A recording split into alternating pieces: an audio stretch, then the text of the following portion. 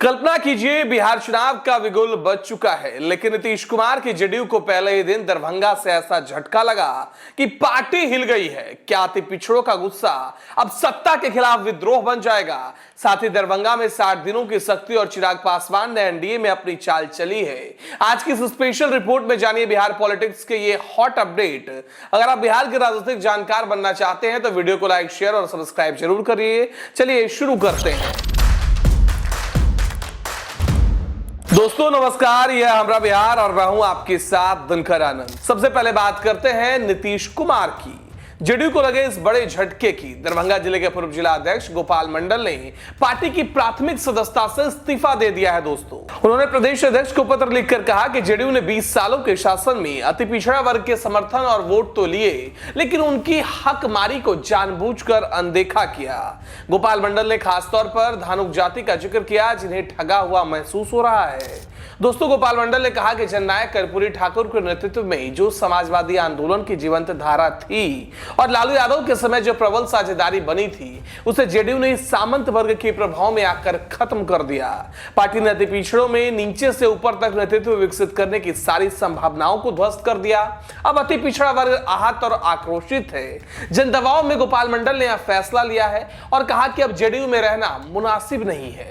यह इस्तीफा बिहार चुनाव 2025 के लिए जेडीयू के लिए खतरे की घंटी है। दोस्तों दरभंगा जैसे इलाकों में जहां अति पिछड़ों की बड़ी आबादी है, वहां यह गुस्सा वोटरों पर असर डाल सकता है। क्या नीतीश कुमार अब अति पिछड़ों को मनाने के लिए कोई बड़ा ऐलान करेंगे? हमरा बिहार की टीम लगातार नजर इस खबर पर बनाए रखेगी। अब बात करते हैं दरभंगा जिले में लगी इस सख्त निषेधाज्ञा की। जिला निर्वाचन पदाधिकारी और दंडाधिकारी कौशल कुमार ने बताया कि भारत निर्वाचन आयोग के प्रेस नोट के मुताबिक 6 अक्टूबर से दरभंगा के 10 विधानसभा क्षेत्रों, जिसमें कुशवेश्वर स्थान, एससी, गौड़ा बौराम, बेनीपुर, अलीनगर, दरभंगा ग्रामीण, दरभंगा, हायाघाट, बहादुरपुर, केवटी और जाले में पहले चरण का चुनाव 6 नवंबर को होगा।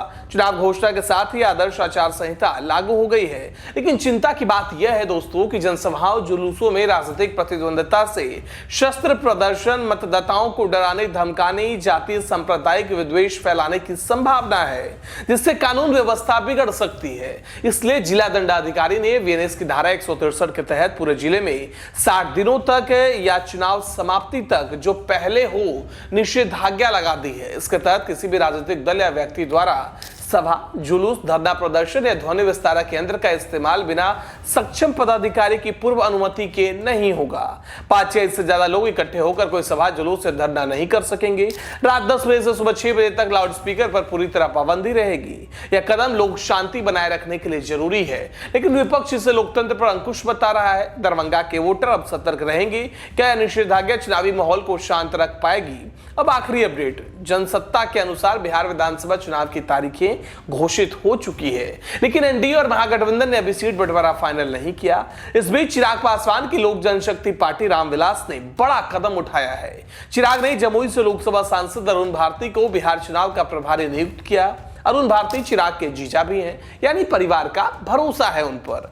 पार्टी के बिहार प्रदेश अध्यक्ष राजू तिवारी को सह चुनाव प्रभारी बनाया गया है और मंगलवार को जारी आदेश से पहले ही सभी चुनावी प्रभारियों की सूची तत्काल रद्द कर दी गई है। यह बदलाव तुरंत प्रभाव से लागू किया गया है। दोस्तों लोजपा रामविलास ने एनडीए से 30 सीटों की मांग की है और यह नई नियुक्ति सीट बंटवारे से पहले रणनीति मजबूत करने का हिस्सा लगती है। चिराग पासवान की चाल एनडीए में उनकी हैसियत बढ़ाएगी या टेंशन देगी? बिहार की राजनीति में चिराग का रोल हमेशा सरप्राइज देता है।